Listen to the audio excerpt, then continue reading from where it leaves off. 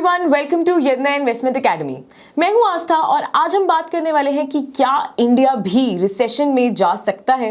अब पहले हम ये बात समझते हैं कि रिसेशन की इतनी बात हो क्यों रही है। अभी तो इन्फ्लेशन आया था, इन्फ्लेशन के कारण मार्केट इतना नीचे आई है, यूएस रिसेशन में जाने वाला है, ये हो क्या रहा है। तो सबसे पहले हम ये समझने के लिए कि इंडिया रिसेशन में जाएगा या नहीं, उससे पहले हमें कुछ रिसेशन की कुछ बातें समझनी पड़ेंगी। सबसे पहले बात ये आती है कि रिसेशन होता क्या है, कोई ये तो बता दो। देखो, रिसेशन का सिंपल मतलब ये है कि जब पूरी इकोनॉमी में एक सिग्निफिकेंट डिक्लाइन होता है किस चीज का, इकोनॉमिक एक्टिविटी का। एंड ये जो इकोनॉमिक एक्टिविटी में डिक्लाइन है ना, ये कुछ महीनों तक रहता है। अगर हम NBER यानी कि national bureau of economic research के अकॉर्डिंगली माने तो उनका ये कहना है कि अगर कोई भी इकोनॉमी में लगातार 2 क्वार्टर्स जीडीपी नेगेटिव रहती है तो ये समझ लेना चाहिए कि इकोनॉमी जो है वो चली गई है किसमें, रिसेशन में। अब ये तो हो गया सिंपल भाषा में कि जब 2 क्वार्टर्स के लिए जीडीपी नेगेटिव है यानी कि इकोनॉमी रिसेशन में है। पर अब हम इस सिचुएशन में पहुंचे कैसे, ये रिसेशन वाली कहानी कहां से आई। तो थोड़ा पीछे जाते हैं। जब कोविड शुरू हुआ ना, तो कोविड शुरू होने के बाद क्या हुआ कि लोगों के पास मनी सप्लाई हो गई कम, कि पैसे नहीं है, चीजें कहां से खरीदें, क्या करें। तो यूएस ने क्या किया, नोट प्रिंटिंग करी, लिक्विडिटी की मार्केट में। अब जब मार्केट में लिक्विडिटी हुई तो उसके कारण क्या हुआ, हमारी डिमांड बढ़ गई। बट क्या हमारी सप्लाई उतनी बड़ी, नहीं, हमारी डिमांड ज्यादा थी हमारी सप्लाई से। एंड जब भी डिमांड सप्लाई से ज्यादा होता है तो क्या होता है, इन्फ्लेशन होती है। अब उस इन्फ्लेशन को कंट्रोल करने के लिए सेंट्रल बैंक क्या करती है, सेंट्रल बैंक इंक्रीज कर देती है इंटरेस्ट रेट।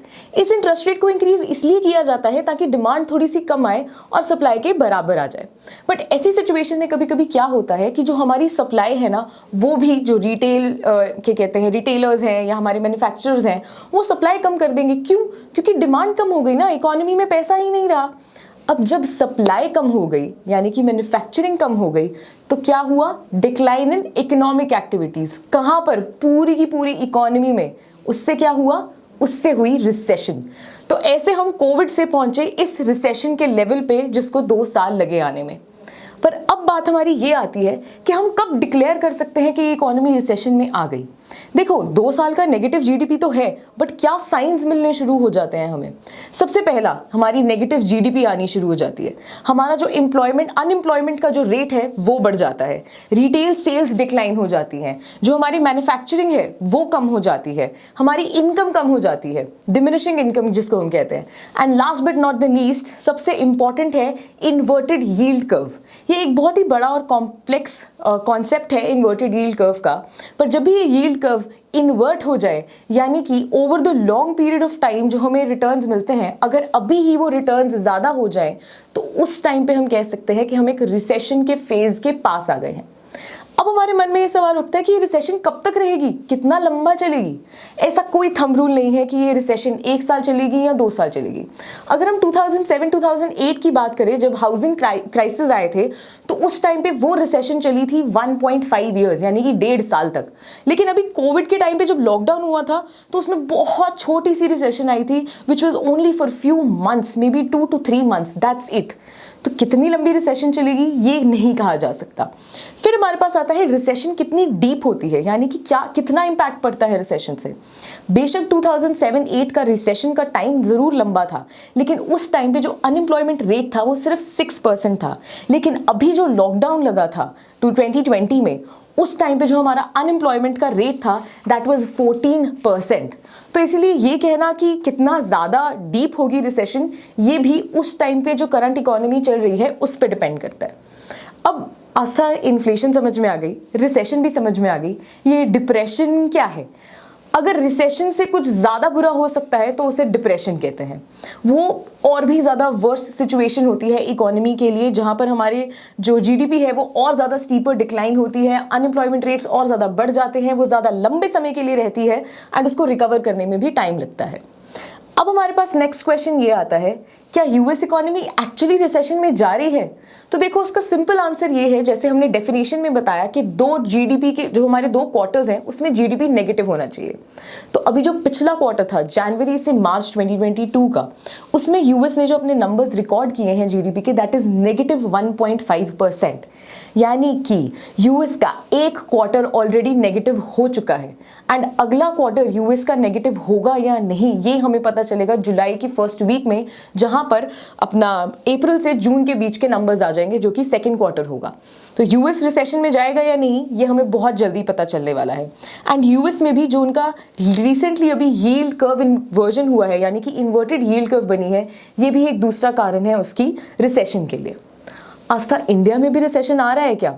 अब देखो, इंडिया के केस में क्या है, सेम टाइम पीरियड लिए अगर हम जनवरी से मार्च के केस में जो इंडिया की जीडीपी ग्रोथ थी वो है 4.2% पे।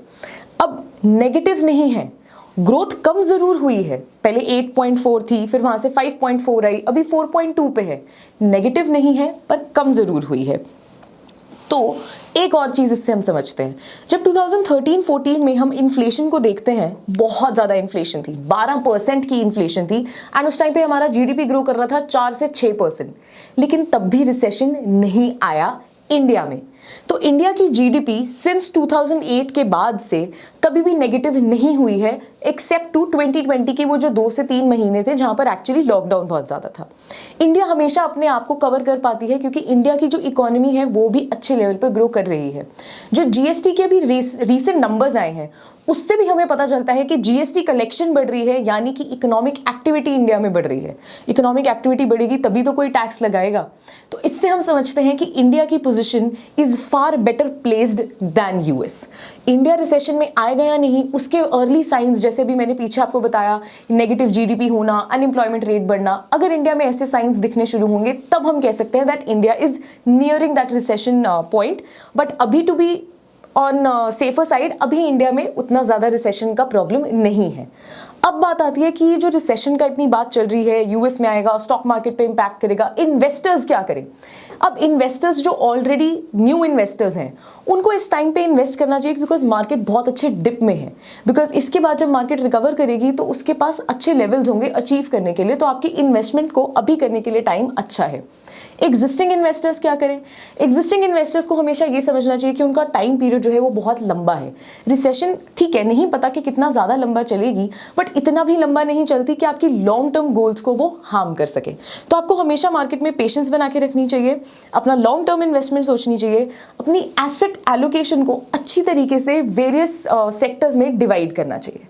एंड इसी के लिए अगर आपको जानना है कि कौन सा स्टॉक कैसा परफॉर्म कर रहा है, कौन सा सेक्टर कैसा परफॉर्म कर रहा है, do not forget to be part of a stockometer plus, and उसका जो कोड है वो है AK30।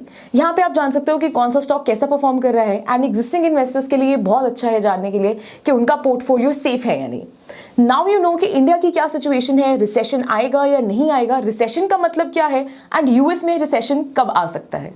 I hope you like this initiative. Do not forget to like, share and subscribe. Thank you so much.